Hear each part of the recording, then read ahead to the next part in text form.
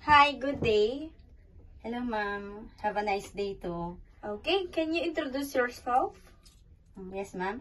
Hello, ma'am. Have a nice day. My name is Ophelia Ramos. 39 years old. I live in Sudipen, La Union, and I am married. I have 2 kids and I have 1 brother. I am the eldest in the family. Okay, do you have any experience in working abroad before as domestic helper? Yes, ma'am. I work in Hong Kong before. Okay, how long did you stay in that employer? Ma'am, I stay for 7 months. Okay. What are your main duties in your previous employer? My main duties in my previous employer is taking care of our children, cooking, cleaning, and other household chores. Okay. Why did you choose to work in Hong Kong? Ma'am, I choose to work in Hong Kong because of high salary, and Hong Kong is a nice place, and also the people there. Okay. Did you know how to cook some simple Chinese food? Yes, ma'am. What kind of food can you cook?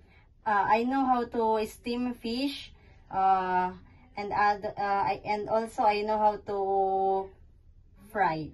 Okay. Are you willing to take care of a newborn baby?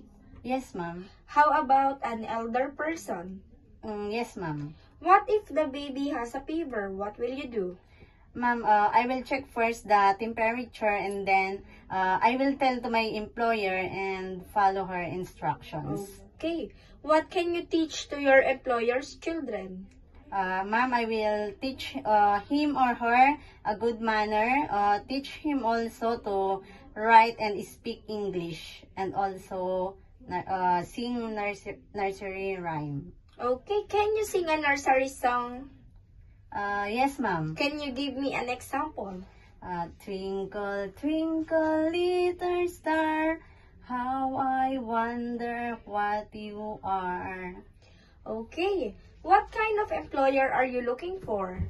Ma'am, nice and understanding, ma'am. Okay. Are you afraid of dogs and cats? No, ma'am. What can you say about yourself, your attitude? Ma'am, I am hardworking, honest, and good. Okay. Can you give a short message to your future employer so that they will hire you? Hi, ma'am. Sir, have a nice day. I hope you will choose me or give me a chance to be your helper in your family. I promise I will do my very best to do my duties and responsibilities.